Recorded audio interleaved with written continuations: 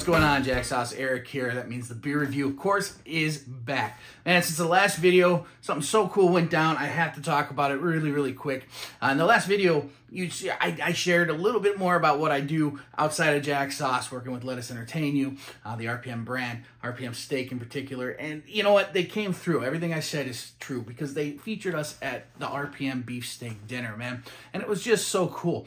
They featured Jack Sauce. It was a last second kind of surprise that they pulled on us. So they put us in a beautiful barbecue station. We got to work with Wagyu brisket, Japanese Wagyu brisket, Wagyu tri-tip, and we got to offer Jack Sauce Go Sweet and Smoky Memphis and Jack Sauce Go Tangy Carolina, and people loved it. It's got a great buzz. It was all over social media. Let Us Entertain You, RPM Steak, Dion Chef Bob, thank you from the bottom of my heart. There's more to come with this found relationship with RPM Steak and Jack Sauce Co. I'm really happy to be a part of this company, and I'm really glad that they support what we're trying to do here at Jack Sauce Co. Take a look.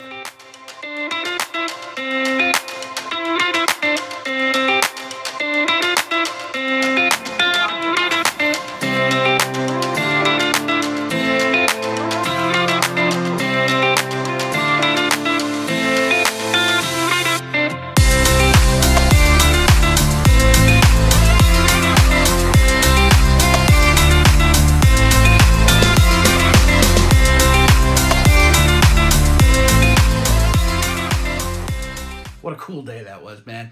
That's literally a memory for life. It was extra special because, as I said in the last video, being part of Let's Entertain You, the RPM brand, RPM Steak in particular, and having something I created be a part of a menu that they're doing, or they did, it was just so cool, man. I spent a lot of time in those walls working, creating, having fun, being frustrated. That's how restaurant life is. So to actually see Jack Sauce Co. on a menu with the RPM brand on front of it, man, mind-blowingly cool. Thank you to everyone involved again. This RPM Jack Sauce relationship is definitely going to grow. I think it's a great thing. Thank you. Truly thank you.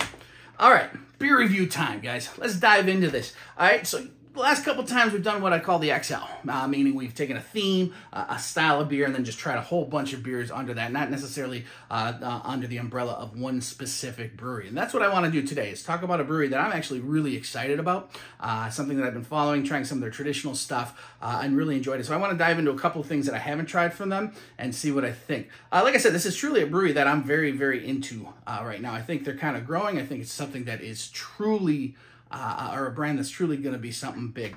We are going to be talking about Casa Humilde Cerveceria.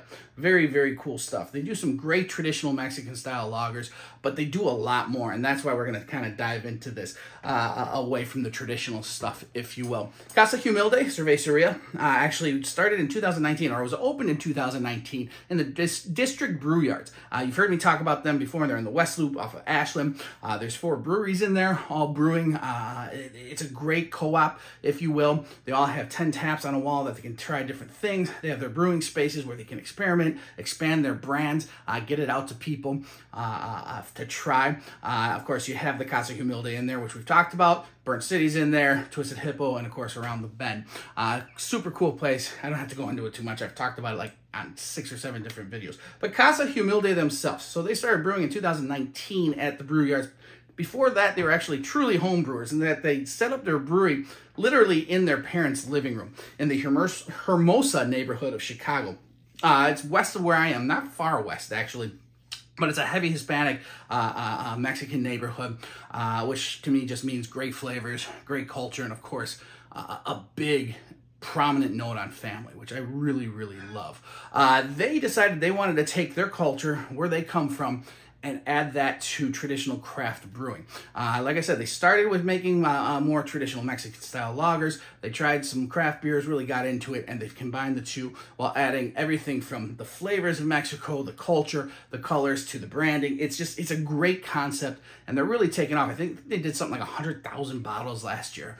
They're expanding into areas like Texas and in California soon. They even have a line of coffee that they've released, so great for these guys. Jose and Javier Lopez. I believe is their name. And just really cool guys. I'd love to meet them sometime. They initially opened Humilde underneath the name of Auxiliary Brewing. They thought it was a really, really cool name. But when they thought about it, I think this is a funny note. When they thought about it, it immediately made them think of bearded white guys. They got us pegged, man. Craft beer and bearded white guys go hand in hand, right? They wanted to do something that wasn't necessarily the tradition of the bearded white guy, but they wanted to do something that reflect where they came from. So Casa Humilde was born, which literally translates to humble house. And that is a direct reference to how they grew up, where they grew up, and the family they grew up in. Just love those stories, especially whenever it has to do with family. They are really trying to bridge the gap between craft beer and traditional Mexican-style lagers, which traditionally their heritage Latin people are generally tend to go to the lower ABV Mexican lagers and not a huge craft beer scene, but they're bridging the gap and they're doing really, really well with it. So like I said, I've tried their traditional lagers. I want to dive into some stuff that they do that is not so necessarily what a style you would find from a Mexican cerveceria, and more so American style. And I think I'm going to be pleasantly surprised. I have 3 beers to try today. The first one is the Neblina, which I don't know what that means. I guess I could have looked that up. But this is their take on a hazy pale ale with Citra and Amarillo hops in there, 6% ABV. So for their standards, that's pretty high ABV. The hazy, of course, we've talked about, started in the 1990s. It was by the Heady Topper by the Alchemist in Vermont. It was the first one to truly make an actual hazy. And then, of course, all over New England, they took off.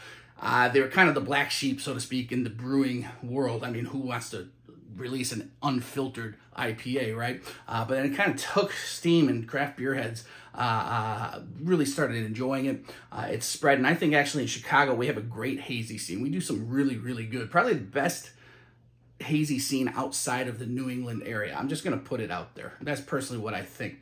The hazies, if you aren't familiar, of course, traditional IPAs are just crystal clear, heavily, heavily filtered. The hazies, not so much. You know, being lagers, or excuse me, ales, they are a top fermenting yeast. And what happens is generally as the yeast kind of dies off, it clumps together and kind of sinks to the bottom where they can filter out the clump down to the bottom. It's called flocculation. By using a less than flocculating, I guess, strain of yeast in these hazies, what happens instead of clumping together and sinking, the particles of the yeast start to kind of and the proteins just kind of spread out into the beer itself, giving a hazy look. And then heavy, heavy doses of dry hopping, meaning after the boil, they just start hitting it with hop pellets and not going through a filtering process. When you use certain styles of a hop, you're going to get a ton of oil off of those hops. And then, of course, the hops itself makes a dustiness, and that's where you're getting all the color and, of course, the flavors. Hazies,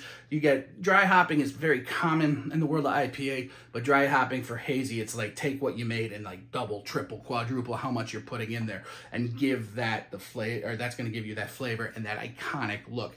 So Casa Humilde, Cerveceria, Neblina. Like I said, don't know what that means. Sorry. I'll put it down on the bottom here. But it's Citra and Amarillo hops. Citra, of course, known for its citrus and tropical flavors and nose, which goes hand in hand with hazy IPAs. And then the Amarillo, which is interesting because traditionally Amarillo hops was great, only used really more or less on the West Coast for single hopping, the West Coast style of IPA. But Amarillo actually has a high dose of mycelium oils, or the hop oils, that gives that the hazy that color and that texture and whatnot. And so they've really been using Amarillo a lot in these hazy styles.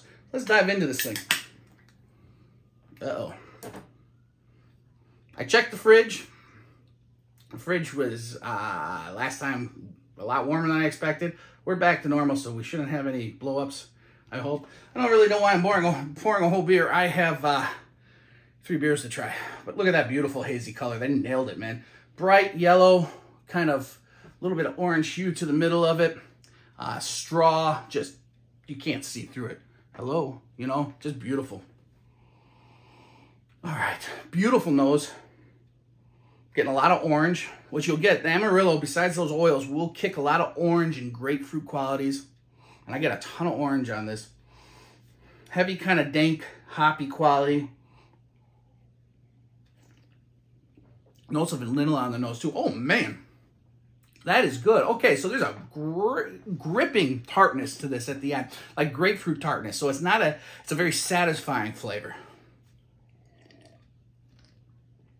Oh man, that's fantastic. I've never tried their hazy before. Really, really good. And note of vanilla carries through, which I find very interesting. In traditional flavors that they're using, our Casa Humilde likes to use, they do tend to use vanilla in their beers. Horchata, which also has vanilla and cinnamons and whatnot.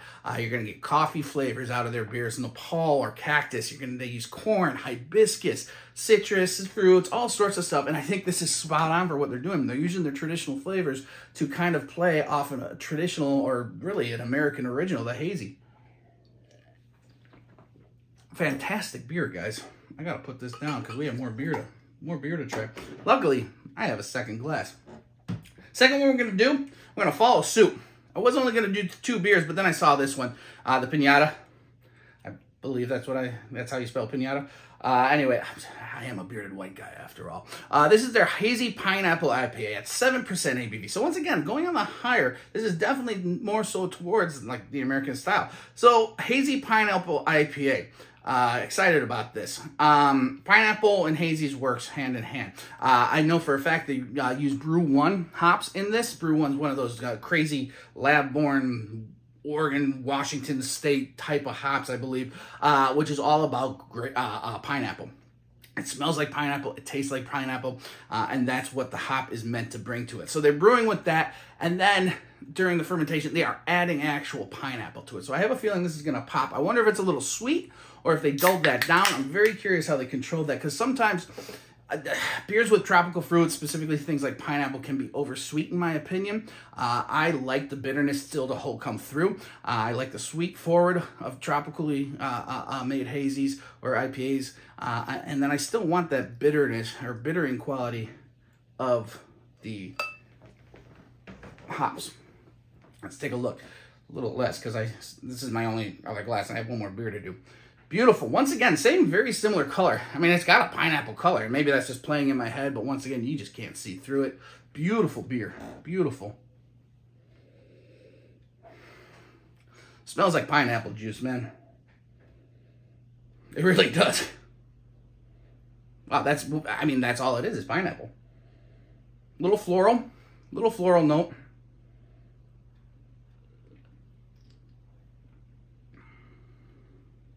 Oh my, oh. Okay, so that nailed it. That's exactly what I was saying beforehand, what I wanted. Holy cow. I wanted the pineapple sweetness up front, flavors there. There's floral components, and then boom, you do get hit with a bittering quality at the end that really balances it out. Just as you think it's gonna go off into a sweet kind of almost dessert style beer like it stops, and the bittering of the hops comes through. They also use Citra in there, of course, and Citra is going to bring those citrus notes, a little bit of bittering to it. That is a beautiful beer. These guys are rock stars, man. Their flavors are so spot on. So spot on. And since we only do one take, fortunately, I got a rinse, because the last one I did, so the last second edition that I saw, and I remember seeing this last year and being like, I want to try it, and then it was just gone. So this just so intrigues me. I had to do this as one final beer for this review. And we're doing Casa Humilde again. This is their Viva La Freda. Viva La Freda. This was brewed in collaboration with the National Museum of Mexican Art, as well as Chicago Brew Museum back in April of 2022. They had a Freda, the famous artist Freda. It was her art exhibit that was at the National Museum of Mexican Art at the time, and this was to celebrate that. That's why they brewed this. Once again, bringing culture back to what they do. Beautiful hibiscus and lime lager. You said hibiscus in a beer. I've seen it before, and it adds a lot of hue, a beautiful hue to it before. Mixing that with lime, these are such traditional Mexican flavors. I'm very, very excited about this. Hibiscus, it sounds weird to use hibiscus in anything really, right? But minus a tea. But if you've had hibiscus tea, you know you get that beautiful dark kind of rose color to it. A light pinkish or a dark pinkish color to it, but it brings a really nice earthy quality, tart and tangy qualities with a natural sweetness. I like to say the best comparison what hibiscus tastes like is I'd say cranberries. So very similar in that kind of way. A little more floral, obviously, than what you would get for a cranberry. And I think the floral note really adds something. And of course, the tartness of lime and beer is just, oh, and look at the color. Yes, so cool. So cool. Just look at that beautiful color. Excited about this one. Oh, the nose was interesting. There's almost a salinity to it. I wonder if they brew this with a little bit of salt. Let me see. We'll do a little bit of reading, blah, blah, blah. The power, that's nope, nothing about it, but it's okay. Lime rind, lime pith, right off the bat. The hibiscus brings a sweetness, earthy floral tones to it. This is so good. So incredibly well balanced, guys. Holy cow. That's good. A little bit more. Just beautiful color. So much lime and vanilla. Salinity on the nose. But the vanilla is not in the flavor. It's tart, but satisfying tart. Lime rind, lime pith, and that hibiscus, the floral, and a little bit of sweetness to it. That's a crushable beer right there. All right, you guys. What a day. What a day. We got to add that to the mix. You know how we do on the beer review. See how this works. 2 hazies and a hibiscus lime lager. See how this goes.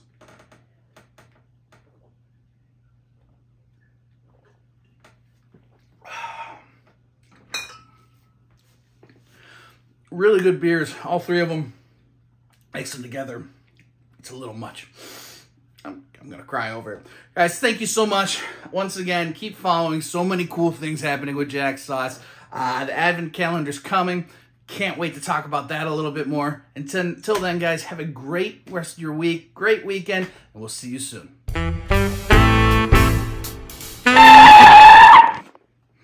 God. Whew. Don't do that, kids.